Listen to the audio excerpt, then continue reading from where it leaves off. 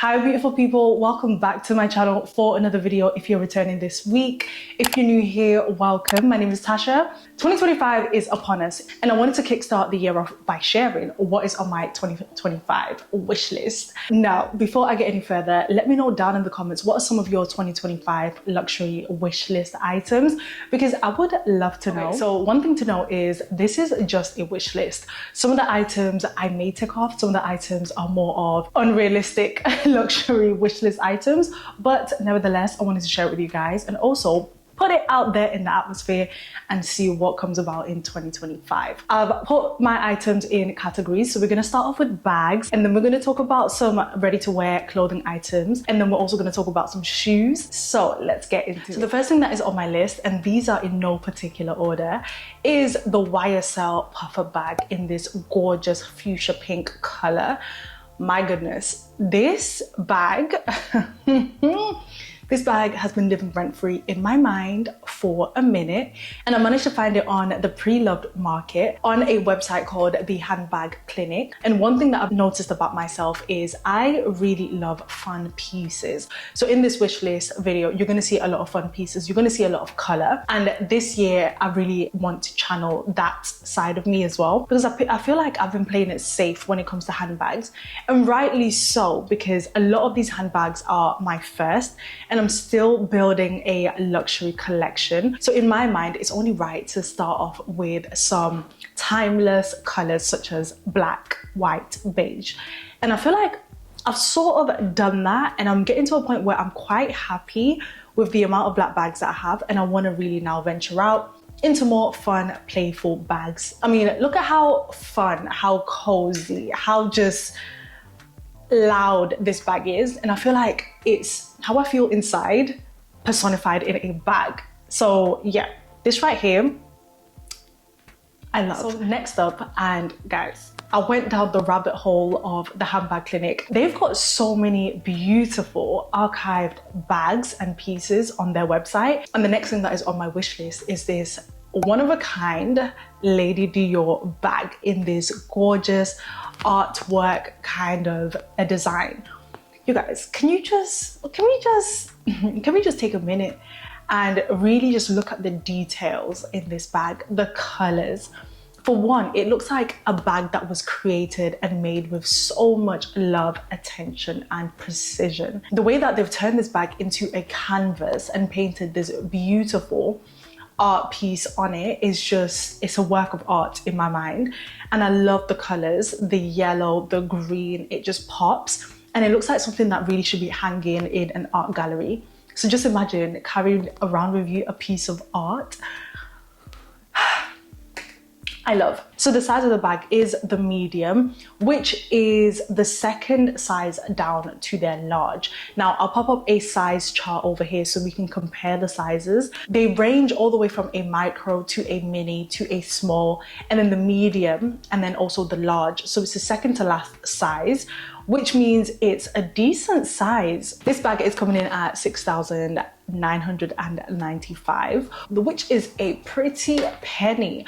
Now, in recent years, the Lady Dior bag has actually gone up in price. So the price for this medium Lady Dior bag is right around where you can find Lady Dior bags in the size small sometimes. So yep, that is on my wish list for 2025. Okay, so the next bag that I've got on my list is this beauty from Louis Vuitton. This is their Gaia bag in the monogram canvas, and it's got the red detail on the side. It's the red detail for me that really got my attention, because again, that little pop of color just makes all the difference for me with this bag. I'm not really a quiet luxury kind of a girly. Like, I'm pretty much go big or go home kind of a girly sometimes. But I do feel like the logo on this one would be a little bit too much. So the red breaks it down just ever so slightly for me. And also the boldness of the red is what caught my attention. Now, the inside lining of the bag is also this beautiful cherry red color. So again, something playful, something fun. So you definitely get a pop of color when you're going and digging in for your stuff inside the bag. And I really don't have any big bags, to my surprise. The majority of my bags are small or a medium size, and they don't fit any of my everyday essentials, such as an umbrella, because my umbrella is about this big.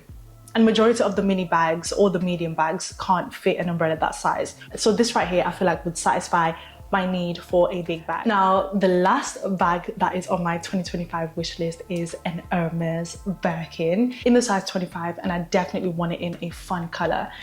Anything from a magenta blue to an emerald green to a vibrant purple color. Last year, I went into my local Hermès store and I put in a wish list item. If I do get my wish list bag, I will definitely come and show you guys. For me, one thing I especially love about Hermès bags is that they retain their value so much more than any of the other luxury brands. So for me, it's not only a luxury handbag, but it's also an investment, because if I ever need to resell it, I know I am getting the exact value back. Even majority of the times, the Hermès Birkin bags do appreciate in value depending on the color that you've got, depending on the leather, and also how exclusive and how rare your Birkin is. Okay, so moving on to shoes and ready-to-wear items, the Tabby boots from Maison Margiela. I love this shoe. I really love it, and the fact that it's an ugly shoe as well makes me love it even more. I feel like this boot is misunderstood. Initially, when this boot came out a couple of years ago, I was part of the crew that was like, never. I would never wear this shoe. But then, you guys, an ugly shoe just makes my soul just very happy. And this ugly shoe is a bit of me. I love this Tabby boot. I really do. And I especially love it in this colorway. It's sort of like a metallic and black combination going on. For me, the Tabby boot will always be iconic. And they recently had a new boot that they released sometime in the beginning of fall that went absolutely viral. All of the fashion girlies were after this boot, and I can see why. That boot though is a little bit more of a toned down version of the Tabby boot. What would you even call this? Like a horse toe shape? Just know that I really love this shoe, okay? And it's on my wish list. Next up, I've got these Gucci canvas loafers. I have been on the hunt for a pair of shoes that can go with anything. That can go with jeans, trousers, skirts, everything. And I feel like these do the trick. So for these loafers, I'm really looking more into the navy blue canvas style. And I just think the way that the model is styling it is exactly how I envisioned it. It would go with everything from jeans to dresses, and it would just make any outfit look a little bit more elevated, a little bit more like you put a lot of effort in, but really you didn't. Because these loafers are even the type that you can wear with a fancy tracksuit, depending on where you're going and depending on how you style it. So I know that I would definitely get all of the cost per wear for these shoes. So next up, I've got a pair of boots from Louis Vuitton, and these are the Patti Wedge half boots. I fell in love with these shoes when I saw them styled on Pinterest.